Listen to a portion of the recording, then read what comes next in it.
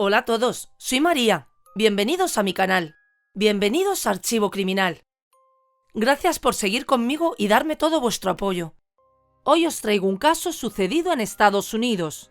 Os invito a que me acompañéis a conocer los detalles de la historia y luego podéis dejar vuestros comentarios sobre el caso. Si el contenido os parece interesante e informativo, os pido que le deis a like, ya que de esta forma me estaríais ayudando. Sin más, vamos a dar comienzo al vídeo. Durante años, especialistas y público en general han estado discutiendo sobre la posible relación de los videojuegos violentos y el desarrollo de comportamientos agresivos entre los niños y jóvenes. E incluso se ha hablado de la posibilidad de que quienes toman parte en juegos de rol corran el riesgo de adoptar características del personaje que encarnan en el videojuego. Se han desarrollado varios estudios sobre este tema.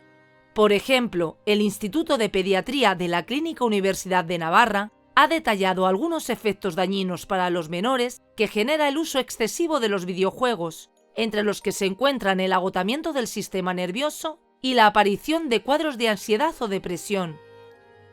Según los resultados de este estudio, en algunos casos se produce un deterioro en el rendimiento académico significativo, apreciándose defectos en la capacidad de atención y un desinterés llamativo por las actividades escolares. Los resultados de esta publicación sostienen que el abuso de los videojuegos puede generar que los niños pierdan el control sobre sí mismos, llegando a presentar síntomas de abstinencia cuando no pueden jugar o se les prohíbe el juego, lo que puede llevar a un comportamiento impulsivo y hasta violento. Además, según el estudio, hay una serie de problemas físicos que pueden derivarse de la práctica de estos juegos, como la irritación en los ojos, dolores de cabeza particularmente en niños con deficiencias en la visión, dolores musculares por mala postura y afecciones como inflamación en los tendones de las manos por la tensa y sostenida manipulación de los controles. El caso de hoy fue varios pasos más allá de estos problemas, llegando a la más terrible consecuencia posible. Nos trasladamos al estado de Ohio, en el medio oeste de los Estados Unidos, y concretamente al municipio de Wellington. En esa zona, el 24 de agosto de 1991, nació Daniel Petrick, el menor y único varón de 3 hermanos, hijos del matrimonio entre Mark y Susan Petrick. La familia Petrick vivía realmente en el municipio cercano de Brighton, pero Daniel, o Danny como lo llamaban, estudiaba en Wellington, donde su padre era ministro pentecostal de la Iglesia Asamblea de Dios Nueva Vida. De acuerdo a todas las referencias, se trataba de una familia unida y amorosa. Daniel siempre fue un chico feliz, con muy buen humor, inquieto y excelente deportista. Sus compañeros de escuela lo definían como amistoso y divertido, y según los miembros de la congregación de la iglesia, era un entusiasta de la Biblia. Danny no era un estudiante especialmente destacado, más bien estaba en el rango promedio, pero nunca tuvo problemas en la escuela ni castigos que ameritaran, por ejemplo, una suspensión. Nunca fue un chico violento. Pero lo que era una vida apacible y perfecta se trastocó a raíz de un accidente. Durante un invierno, cuando el inquieto Danny practicaba snowboard, sufrió una aparatosa caída que posteriormente se complicó con una infección, provocando graves daños en su columna vertebral.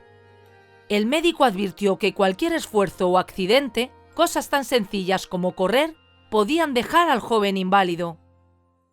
No es difícil imaginar lo que este diagnóstico representó para un chico atlético y activo de 16 años que se desempeñaba como corredor y apoyador defensivo para el equipo de fútbol americano en Wellington, y que de pronto se vio obligado a separarse hasta de la escuela durante un año, permaneciendo casi todo el tiempo en el hogar.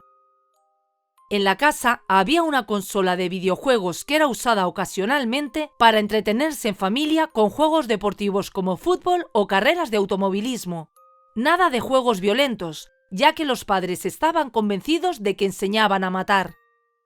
Esta distracción nunca capturó mayormente la atención de Daniel, pero dada su condición en ese momento, era una de las pocas cosas con las cuales podía entretenerse sin hacer esfuerzo físico. Por aquella época, su amigo Jonathan Johnson le mostró Halo, un videojuego de disparos en primera persona que se desarrolla en un universo ficticio dentro del cual el jugador es un soldado genéticamente modificado que debe enfrentar y exterminar a extraterrestres. Halo capturó por completo a Danny, que comenzó a desarrollar una adicción que lo llevaba a permanecer 7 u 8 horas al día en casa de su amigo pegado a la consola, y decidió pedirle a su padre que se lo comprara para tenerlo en casa. Cuando el padre de Daniel se enteró de que estaba aficionado a este juego, tuvo una fuerte discusión con su hijo y Danny se mudó un fin de semana a casa de su amigo, donde permanecieron un promedio de 18 horas al día sumergidos en el juego, que solo interrumpían con mínimas pausas para ir al baño o comer un tazón de cereales. Más adelante se afirmó que en una ocasión el chico estuvo cerca de 72 horas seguidas jugando. De regreso a su residencia, unos días después, Daniel se enteró de que había salido al mercado la versión Halo 3, que por supuesto quería tener. Así que un día se escapó de casa por la ventana de su cuarto y fue a comprar el juego. Cuando estaba regresando a su dormitorio, su madre lo descubrió entrando por la ventana y lo interrogó al respecto.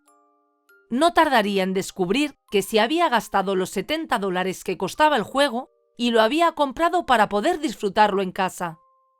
Su padre, muy molesto, le quitó el recién adquirido juego y lo guardó en la caja fuerte que tenía en su cuarto, donde además estaba encerrada la pistola Taurus PT-92 de 9 mm de Mark, que jamás imaginó la reacción que esto causaría en su hijo. Una semana después, el sábado 20 de octubre de 2007, los padres de Danny tenían planeado pasar la velada viendo por televisión un partido de béisbol de la serie del campeonato de la Liga Americana, que enfrentaba a los Indios de Cleveland y a los Medias Rojas de Boston. A la velada estaban invitados la hija mayor de la pareja, Heidi, y su esposo, Andrew Archer, que debían llegar a la residencia a las 9 de la noche. Pero por alguna razón se presentaron en casa de los Petrick 2 horas antes, a las 7 de la tarde. Cuando la joven pareja estaba a punto de entrar en la casa, Daniel les salió al paso pidiéndoles que no pasaran, que sus padres habían sostenido una agria discusión. Pero en segundos escucharon unos terribles gemidos y Andrew quitó del camino a Daniel, empujó la puerta y entró. Casi de inmediato le gritó a Heidi que no se acercara y que llamara urgente al 911. Sus padres habían sido heridos con un arma de fuego. What's going on?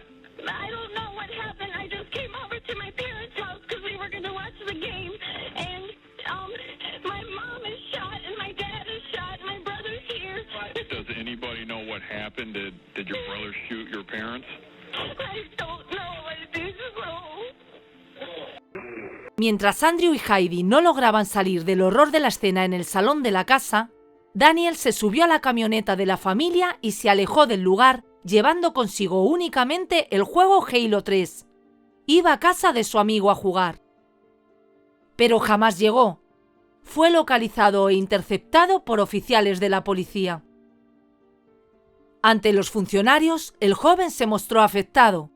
Afirmó que su padre le disparó a su madre y luego se disparó a sí mismo, y gimió pidiendo a Dios que no dejara morir a su padre. El joven fue llevado detenido. En la sala de interrogatorios, Daniel mantuvo su historia. Afirmó que esa noche él había pedido permiso para ir al cine con unos amigos y sus padres comenzaron a discutir. Él se fue a su cuarto y escuchó que su padre le gritaba a su madre. Después afirmó haber oído a su padre entrar al dormitorio matrimonial y unos segundos después volver a salir. El chico contó que se asomó para ver qué estaba sucediendo y que su padre le apuntó con el arma. Luego se dirigió al salón, le disparó a su esposa, miró a Danny, le pidió perdón y se disparó a sí mismo. Daniel relató que llamó a su amigo Steve y le contó lo que había sucedido.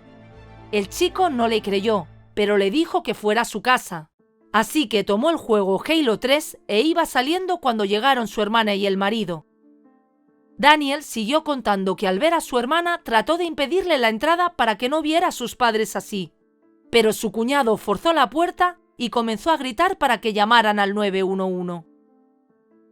Los interrogadores le preguntaron a Danny si había tocado el arma y este afirmó que sí, que la agarró para moverla porque su padre aún estaba vivo y no quería que tratara de dispararse nuevamente. Sin embargo, para los veteranos investigadores que han entrevistado a toda clase de personas, la actitud del joven no se correspondía con el dramático relato que estaba haciendo, y sus conatos de llanto no se sentían para nada reales. Así que forzaron la situación diciéndole que sabían lo que había sucedido realmente. El joven dudó y pidió unos minutos para poner en orden sus pensamientos. Unos segundos después, Danny comenzó a hablar nuevamente, pero cambió de tema para preguntar cuál podría ser la sentencia si él fuera el culpable. Y después preguntó sobre las horas extras de trabajo de los funcionarios policiales. Al profundizar el interrogatorio, su historia presentó varias incongruencias y el joven comenzó a abrirse. Confesó haber sido él el autor de los disparos, encontraban sus padres. Dijo que era como si hubiese perdido el conocimiento durante un minuto. Para agravar su situación, aunque Daniel no lo sabía, su padre había sobrevivido. Susan Petrick tenía heridas de bala en la cabeza, los brazos y el pecho. Murió prácticamente de inmediato. Milagrosamente, una bala que entró por la sien izquierda y salió por la mandíbula inferior derecha de Mark, de 45 años, no causó su muerte, y el rápido traslado a un centro asistencial permitió que el padre del joven sobreviviera, logrando confirmar que había sido Daniel el autor de los disparos. Después le pusieron en coma inducido durante 2 semanas. Mark Petrick permanecería un mes hospitalizado y siendo sometido a 5 intervenciones quirúrgicas para salvar su vida, reconstruir su mandíbula y permitirle recobrar funciones esenciales. Fue gracias a él que la verdadera historia de lo sucedido pudo confirmarse. Según relataría Mark Petrick, esa noche del sábado 20 de octubre de 2007, él y su esposa Susan se encontraban viendo un juego de béisbol en el salón de su casa, cuando Danny bajó de su cuarto y les pidió que cerraran los ojos porque les tenía una sorpresa. Aunque ambos se asombraron de la actitud pacífica de su hijo, accedieron a la solicitud, y un instante después, Mark sintió como un golpe, un completo entumecimiento y vio sangre saliendo de su cabeza. Pese a eso, pudo observar cuando Daniel le disparaba a Susan. Luego, el joven colocó el arma en las manos de su padre mientras le decía: «Oye, papá, aquí está tu arma, tómala». El joven confesaría más tarde que poco antes de disparar a sus padres había logrado abrir la caja fuerte, sacar el juego y el arma. El plan era que pareciera un homicidio-suicidio. Cuando su hermana y el marido llegaran a casa a las 9 de la noche, encontrarían ambos cadáveres y Danny estaría en casa de su amigo jugando con el videojuego Halo. Una semana después de los hechos, tras ser sometido a los exámenes forenses de rigor, el 27 de octubre se llevó a cabo el velatorio del cuerpo de Susan Petrick, de 43 años. Atendiendo a una solicitud, el juez de relaciones domésticas del condado de Lorain concedió a Daniel Petrick, que permanecía detenido, un permiso de 30 minutos para que se despidiera de su madre sin familiares presentes. El joven fue acompañado por un empleado del tribunal y agentes policiales, y fue llevado en una camioneta de la cárcel hasta la iglesia, donde llegó encadenado y con su traje gris de recluso. Finalizados los 30 minutos, fue regresado a prisión, donde permanecería hasta la celebración del juicio en su contra. No pudo asistir al sepelio que se llevó a cabo en el cementerio de Greenwood, en Wellington. Mark Petrick solo pudo visitar la tumba de su esposa cuando estuvo medianamente recuperado. Según relataría posteriormente en diversas entrevistas, tras lo sucedido, Mark no quería ni escuchar el nombre de Daniel. Sentía odio hacia su hijo por haber asesinado a su esposa. Pese a ser un hombre religioso, llegaría a decir palabras tan fuertes como que quería matarlo. Pero el tiempo, su fe en Dios y muchas oraciones lograron disipar esos sentimientos, y en el momento de llevarse a cabo el juicio, Mark y su familia no solo habían perdonado a Daniel, sino que solicitarían indulgencia al juez. El juicio contra Daniel se llevó a cabo poco más de un año después de los hechos, entre el 15 y el 17 de diciembre de 2008, en el Tribunal de Peticiones Comunes del Condado de Lorain. Daniel renunció a su derecho a ser juzgado por un jurado popular, y su suerte quedó en las manos del juez James Burke. Pese a ser menor de edad, sería juzgado como un adulto dada la gravedad de su delito. Además de los familiares y amigos cercanos, unos 25 jóvenes estaban presentes en el tribunal para apoyar a Daniel. La Fiscalía, atendiendo a la corta edad del acusado, no solicitó la pena de muerte. En el primer día de audiencias, Mark, entre lágrimas, contó los hechos sucedidos aquel sábado 20 de octubre de un año atrás. Relató cómo él y su esposa fueron engañados para que cerraran los ojos y afirmó que estaban esperando una agradable sorpresa. Pero la historia fue muy distinta. El lloroso padre terminó de derrumbarse cuando aseguró que creía que estaba vivo solo porque su hija y el marido de ésta llegaron antes de tiempo a casa.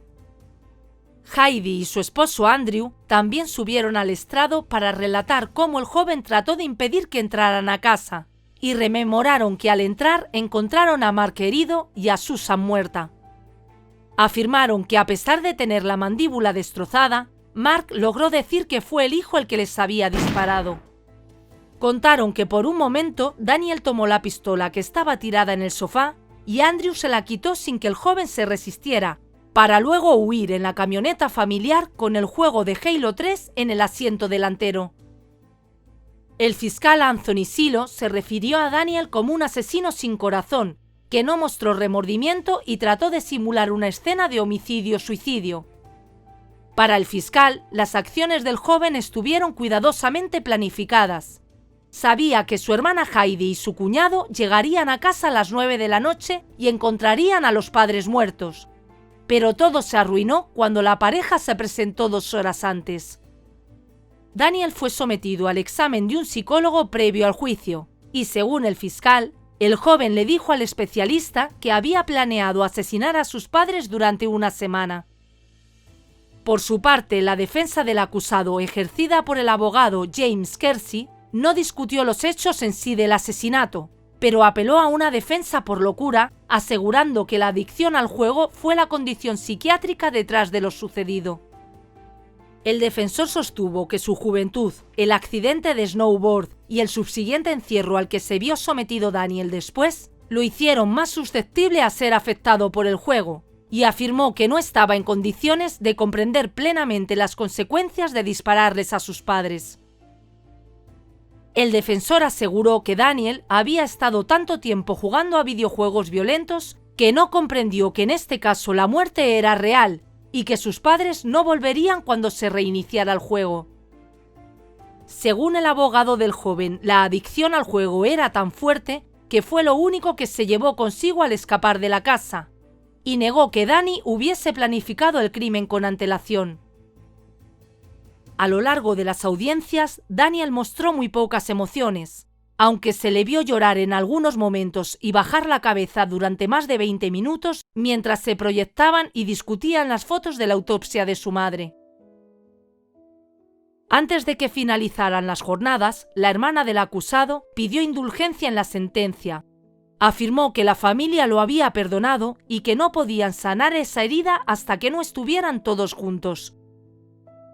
Por su parte, Mark contó que a lo largo de su detención antes del juicio, visitó a su hijo en varias ocasiones y aseguró que el joven estaba profundamente arrepentido de sus actos, que se había disculpado decenas de veces, y sostuvo que todavía no entendía que hiciera algo tan terrible. Finalizadas las audiencias, el juez James Burke se tomó un tiempo para dirigir unas palabras al joven acusado afirmando: «Es mi creencia como ser humano y no como juez que Daniel sufre de un serio defecto en su mente. Después de un tiempo, las mismas respuestas psicológicas que ocurren durante la ingestión de drogas tienen lugar al volverse adicto a los videojuegos». El juez Burge aseguró que sentía que Halo 3 era al menos parcialmente responsable de lo sucedido.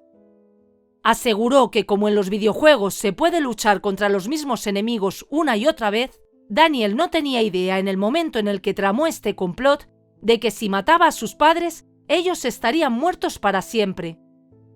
Expresó su firme creencia de que los videojuegos pueden generar las mismas respuestas fisiológicas que las drogas psicoactivas, de modo que cuando dejas de hacerlo, tu cerebro no lo soportará. Y afirmó: «Estoy seguro de que si no existieran los videojuegos violentos, no conocería a Daniel Petrick». Finalmente, el juez James Burge dictó su sentencia, declarando a Daniel Petrick culpable de asesinato con agravantes, intento de asesinato con agravantes y manipulación de pruebas, y condenó al joven a cadena perpetua con posibilidad de solicitar libertad condicional tras 23 años de cumplimiento. Se trataba de la pena mínima por los delitos cometidos. La Fiscalía había solicitado la cadena perpetua sin posibilidad de libertad condicional, pero el juez acogió la teoría de la defensa de que la corta edad de Daniel y su adicción a los videojuegos no le permitieron discernir las consecuencias reales de sus acciones. Daniel Petrick está recluido en la institución correccional de Grafton, en el condado de Lorain, Ohio, y podrá optar a la libertad condicional en el año 2030. Para entonces tendrá 39 años. 2 años después del juicio, Mark Petrick volvió a la palestra pública en varios programas y entrevistas para advertir sobre el efecto adictivo que pueden tener los videojuegos, comentando que los chicos se vuelven adictos como lo harían con las drogas, agregando que combatiría a la industria de los videojuegos por poner armas en las manos de nuestros niños y enseñarles a asesinar y que matar está bien. Más allá de esto, Mark Petrick abandonó el ministerio pentecostal y años después volvió a contraer matrimonio.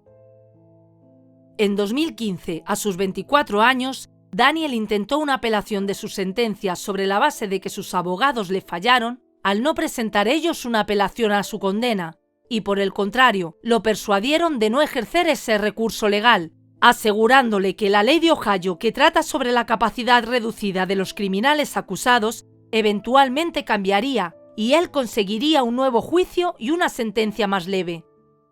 El abogado de la defensa negó haber hecho esta afirmación, y aunque no fue posible abrir en Internet el documento que parece la resolución de esta apelación, supongo que la misma no fue aceptada, ya que el joven continúa en prisión.